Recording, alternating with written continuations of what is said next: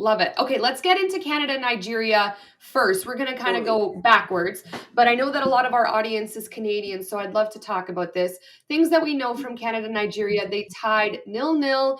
Canada Olympic gold medalists, reigning Olympic gold medalists. So kind of coming into this World Cup with maybe a little bit of pressure, maybe a little bit of expectation that they've put on themselves as a group, and maybe from us as fans and journalists. And also Nigeria, lowest ranked team in Group B, which is considered the group of death at this World Cup, but a very tough team with some really good players. We saw that yesterday. So what are your thoughts on Canada's performance? Do you think that a draw is something that, they could still get out of the group with at this point? For sure. So yeah, to answer that point, I think a draw is definitely a great standing for Canada because it's not a loss. They still got a point coming out of this. Of course, they were obviously looking for the win, but I think Canada now, they're getting their feet wet. Like, they're getting used to the tournament. Now they can settle into the tournament. Maybe some of the nerves are gone from the first game. So I really hope, that they can get the win, get some more points next time around. But I mean, this group is extremely tough. It's kind of worrying. I'm a little bit stressed. Like, it's anyone's game at this point, but Canada, I honestly thought yesterday they started really strong. I was really impressed. They had some chances, some possession. I was absolutely loving Adriana Leon and Ashley Lawrence up the left flank. I was like, oh my gosh, it's great. And then it's like they took the foot off the gas, weren't compact. It was a bit frantic. And I was like, ladies, oh no, you just could sense it was coming down, right? Yeah, no, and I agree in the sense that the Canadian women's team had moments, right? And I agree with Leon. I thought Jordan Huitema worked really hard all game. She did her best to create chances. Ashley Lawrence for me has been a standout player for this Canadian team for so long now. She's considered to be one of the best fullbacks in women's football, right? And Definitely. that's for a big reason. And Julia Grosso, I would have loved to see Canada play through Julia Grosso way more yesterday because I think she's such a staple. She's the quarterback of this team, right? Like, she's such a staple that she's able to generate an attack, keep Canada in possession. And I just think that she might be that filter to create more of a dangerous attack for Canada, which I think was at times missing. Like, we saw that really nice opportunity where Ashley Lawrence passed the ball to Sinclair and she had that shot on target, right? More of that.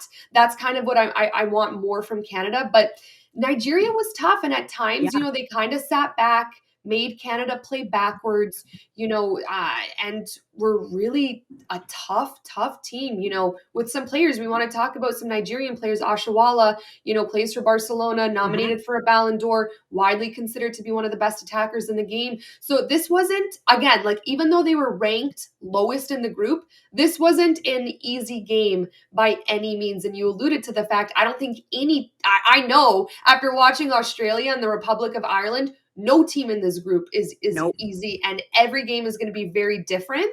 Yes. But I like what you said. This wasn't a loss.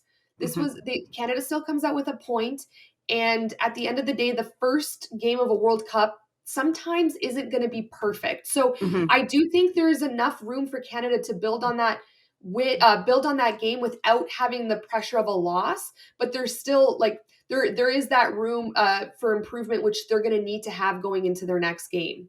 Totally agree. Like, they definitely have to improve on finishing those chances, being more clinical.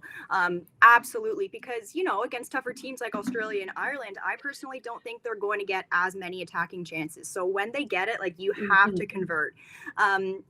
Tough call too, like with Jessie Fleming gone, that's obviously hurting. A lot of people were ranting about that on Twitter, very scared, being like, what are we going to do?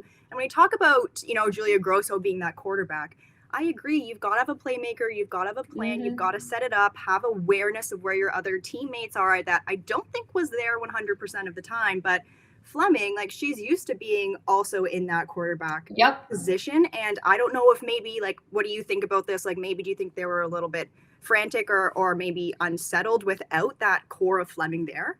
Of course, because I think that these midfielders like Fleming, which I'm glad you brought that up, and Grosso, and, even Desiree Scott, who's injured, and couldn't go to the World Cup, it's so essential that you have these playmakers on your team, and Jessie Fleming not being in that position for Canada, which is a player that they play through a lot. It is a big loss for Canada, but I still think that having Julia Grosso on the pitch is enough to generate that quarterback type mentality where she's able to thread that needle. We saw her doing it a few times yesterday. I personally, and this is nothing against Julia because I think she's a great player, I want the ball more at her feet. So I want the Canadians to find her more and in pockets of space more to utilize her gift, because, I was just looking at her stats for Juventus, 7 assists, 4 goals. I'm pretty sure her 4 goals were 2 goals with her left foot, 2 goals with her right foot. She has the ability to see the game from a defensive perspective and keep the team in possession, but also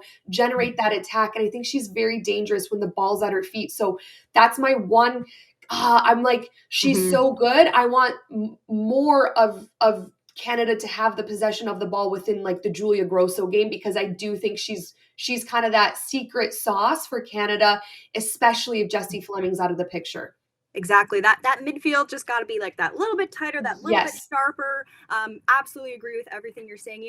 Julia, she won midfielder of the season in Italy, and that's no small feat. Like, leading Juventus to a Coppa Italia win, like, that's huge. And I think a lot of people focus on, of course, Christine Sinclair and Jessie Fleming, but Julia Grosso, she's 22. She's going to be the future of Canada as well. She's very young. Let's get her involved, get her, experience. And like you said, Caroline, she can absolutely prove that she can make things happen. She's crafty, she's classy. So where was she? Let's hopefully, she can bring into the game a little bit more on Wednesday against Ireland.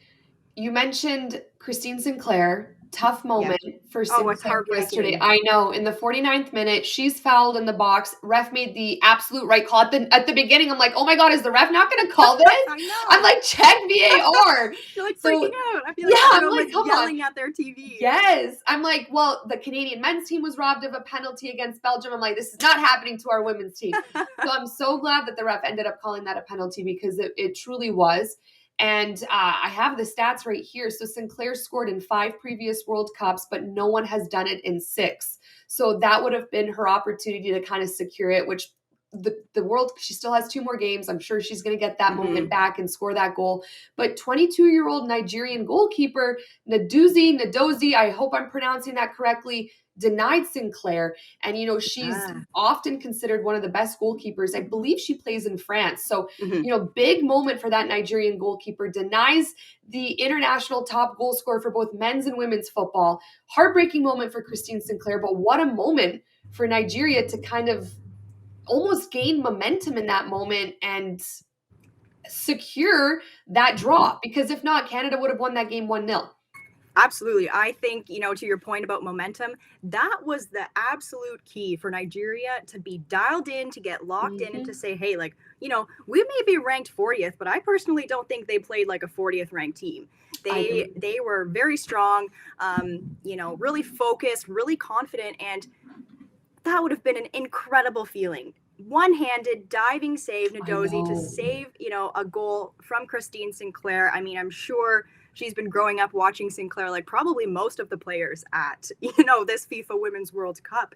That would have been exhilarating. It would have got the blood pumping. And I think that's momentum, Nigeria is going to take into the rest of this group stage, which is what makes this group so lethal. Yeah.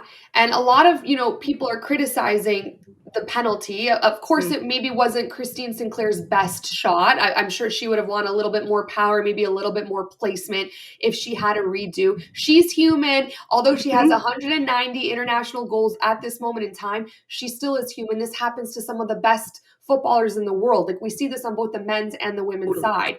So I understand that criticism from fans, but also I don't want to take anything away from what the Nigerian goalkeeper did, because like you said, like the power of her hand to come out and block that shot, the fact that she read it, the fact that she was able to deny that penalty in a crucial moment in a World Cup, the biggest stage of them all. I think that the Nigerian goalkeeper deserves an immense amount of credit for coming up big in that moment, because it's not easy. Like, it's not easy at all. Oh gosh, I couldn't imagine being, in between those posts, having Christine Sinclair standing in front of you, ready to take a shot. I would be so scared and nervous out of my mind. But Nnadozie could have easily gone the other way. She could have easily stood there, Yep. tried to get as big as possible, but she didn't. She gave it her all. She read the ball, she read the play, and that's no small feat. I think a lot of people think, penalties are just going to go in because they have a lot of chance, they have a lot of net. But no, it's a science, it's very tactical, and we cannot underplay this incredible save Nnadozie made. Yeah, and think about it, at the age of 22, you're Mhm. standing in front of the greatest female player of all time, Mhm. and that's intimidating. That takes all, if Nnadozie might have lacked experience in that moment, or even just being this young footballer at the World Cup, that's gotta feel a little overwhelming, but she handled it For with sure. such confidence. I was Oh so yeah. impressed. I mean, obviously, as a Canadian and as a massive Sinclair fan, I was so sad for Sinclair. I mean, not Mhm. sad, but I felt for her because you know that all that pressure now and the weight of that moment is on her shoulders because she's such a team player. Yeah. But at the same time, I was also, as a football fan, I'm like, whew, Yeah.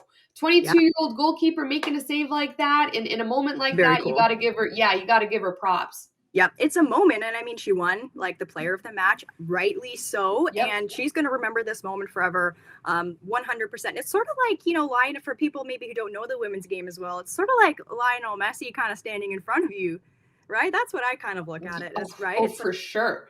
soccer royalty is standing in front of you, I and for her to look Sinclair in the eyes and just go to town like they're equals, and insane. I'd give her yeah. total kudos and respect.